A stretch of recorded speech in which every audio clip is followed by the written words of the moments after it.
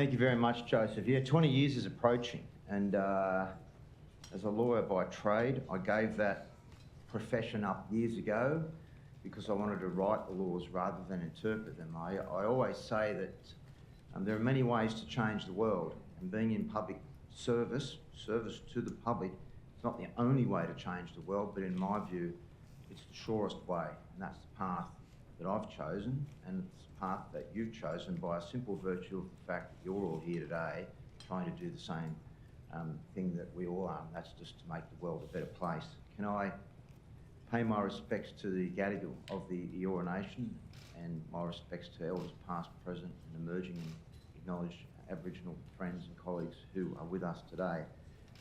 Congratulations, James and others, and Fulton, Norton Rose Fulbright, who've worked as a team to put this forum together.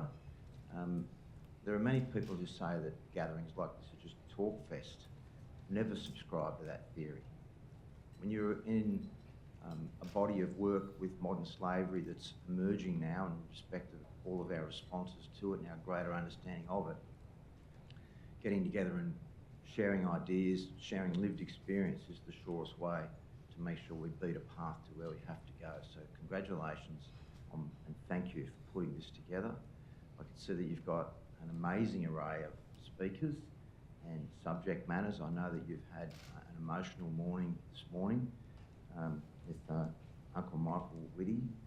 I do remember a few years ago, as were my colleagues, Jenny Leong and Dr. Joe McGurr, when Whitty was one of three members of the stolen generations who walked onto the floor of the Legislative Assembly of New South Wales and addressed us about their experiences as people who were stolen at young ages and who missed out on decades and decades, and in some cases their whole life, without their friends and family and connection to country and origin. There wasn't a dry eye in the house then. And that's an experience that I will never forget. So I know what sort of morning you've had this morning, and you won't forget it either. New South Wales is now proud to be playing a leadership role in the fight against modern slavery in Australia and globally. We were the first jurisdiction in the country to adopt the Modern Slavery Act, first state with an independent anti-slavery commissioner. It took us a while, but we finally got there with a lot of struggle, unnecessary struggle, but we're here. The first in the world with a dedicated parliamentary standing committee on modern slavery. So thank you, Jenny and Joe, for the work you do on that committee. Our link, the Parliament's link to this subject matter. And the first jurisdiction in the world to legally require all of its government departments and local councils to take steps to remove products of modern slavery from their procurement chains. Much has been achieved, but there's much, much, much more to do. So I'd just like to take this opportunity here to reflect for a moment on the sharp focus in recent times on another plague in this state, and indeed Australia, that is the plague of domestic and family violence. All of you would be well aware of the recent spate of, not so recent, shocking DV-related cases that's led to this public outrage. So in turn, the government has responded with a major package of reforms to enhance support for domestic, family and sexual violence victim survivors and expand programs that prevent and reduce the rate of violence against women and children. I went to a candlelight vigil organised by Bayside Council the week before last and heard from this amazing young woman who was a victim survivor of domestic violence. She made the point that there isn't one single piece of legislation, not one piece of government program, not one philanthropic program, not one educational program. There is no magic silver bullet to DV. It's a top to bottom government and community-wide effort that we must all embark upon and continue to embark upon to bring these numbers down. And I note at this point that when we announced that package last week, that and was very grateful for the fact that James Cockayne took the time to publicly endorse that package. He also took the time to remind government that modern slavery is linked to some of the most extreme forms of DV in this state, some of you here, many of you here will have experienced that personally. So I say to the Commissioner and all of you that your message is heard loud and clear and it's taken seriously by this government. Last year, the International Labour Organisation endorsed an authoritative estimate of global slavery. 50 million people today living in conditions worldwide of modern slavery. So that suggests, and you've heard these numbers before, but they bear repeating, an estimate of 41,000 of those people living in Australia in our midst today, right now.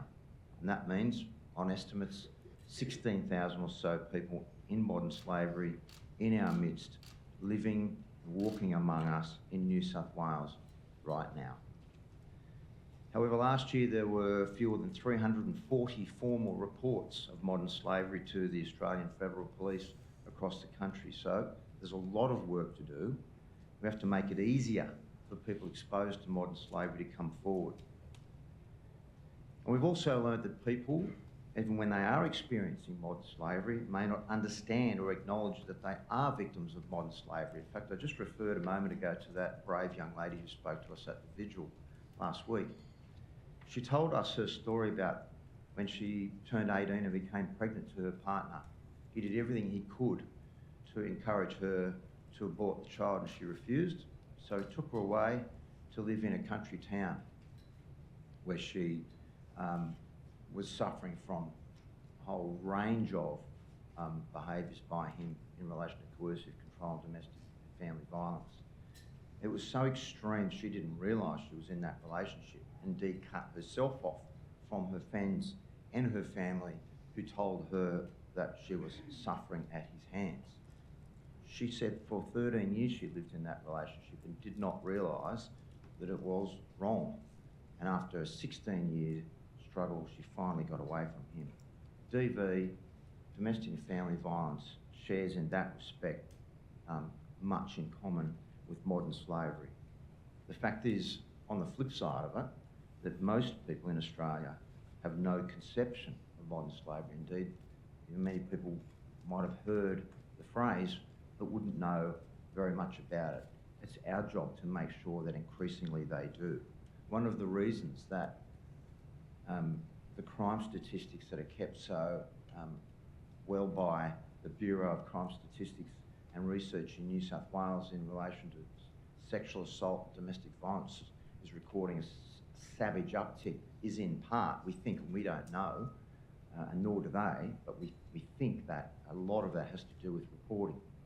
So it's a terrible thing that the statistics are showing a severe uptick, but it's a good thing that they're being reported. We need to make sure those same factors apply to modern slavery in Australia, because it's a multi-headed beast. It can take the form of forced labour, sexual servitude, forced marriage, debt bondage, trafficking in people, deceptive recruiting for labour or services, organ and tissue trafficking, can you believe it? And of course, child abuse. People are, we know, more likely to be exploited if they're vulnerable because of their age, their migrant status, their gender or sexual identity, language skills, disability, poverty and homelessness. Modern slavery has been linked to other forms of exploitation and abuse, of course domestic and family violence, which we've spoken about, child abuse, gender-based violence, online abuse and workplace offences. It's exploitative, it's illegal, it's unacceptable. But steps are being taken in New South Wales to address these dark wrongs. So I'm pleased to see one of the key focus areas of the New South Wales Modern Slavery Act is being delivered by the Anti-Slavery Commissioner. People are coming forward and reporting directly to him about these issues and at a growing pace.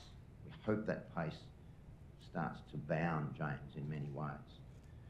And so recent presentations include deckhands facing abusive conditions on fishing vessels operating in New South Wales waters, a woman who had been trafficked for 20 years, agricultural workers looking to escape abusive working conditions, and whistleblowers from the cleaning and security industries. In each of these matters, the Office of the New South Wales Anti-Slavery Commissioner has been able to help these people with lived experience, access to legal, pastoral, medical and accommodation supports. And of course, One of the pillars that's emerged from the firm foundations that New South Wales now has in place has been the New South Wales Anti-Slavery Commissioner's due diligence and reporting framework, the Guidance on Reasonable Steps. This shared implementation framework includes various tools and practical mechanisms that are already assisting the more than 400 public sector entities to meet their modern slavery due diligence and reporting obligations under New South Wales law. Encouragingly, and today's part of that, we're also aware that numerous ASX-listed firms have also found it so useful that they've begun incorporating it into their own procurement and risk management practices. The framework came into effect on the 1st of January this year and will affect more than $42 billion worth of public spending in New South Wales each year. Importantly, the framework aligns with Australia's National Action Plan to Combat Modern Slavery 2020-2025 and Australia's international human rights commitments. In addition to materials to assist in entities meeting their annual obligation frameworks, the framework also includes practical tools for procurement professionals to use in implementing the GRS. So thank you all for coming today. This event brings together many leaders in this sector, from business, the community sector, academia, thought leaders, policy makers, people with lived experience, members of the New South Wales Parliament. We know through history, from centuries ago, through all of the struggles that have really stood out as humanity's big ones, from early abolitionists right through to current leaders in domestic and family violence, through to closing the gap efforts.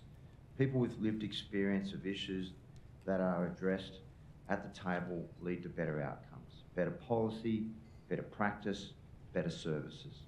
So thank you all who have lived experience of modern slavery. Thank you for your bravery. Thank you for your learnings, for all of us, and your courage for being here today. Your voice is absolutely crucial. So can I welcome and commend the excellent work that's been done for many years by many of you and the organisations that you represent that are with us today. You've helped bring the hidden cost of modern slavery well and truly to light. It's worth making that effort. The financial cost to New South Wales of our current modern slavery caseload is likely to be more than $1 billion a year, yet the human cost is far, far greater. Fighting modern slavery will leave us all better off.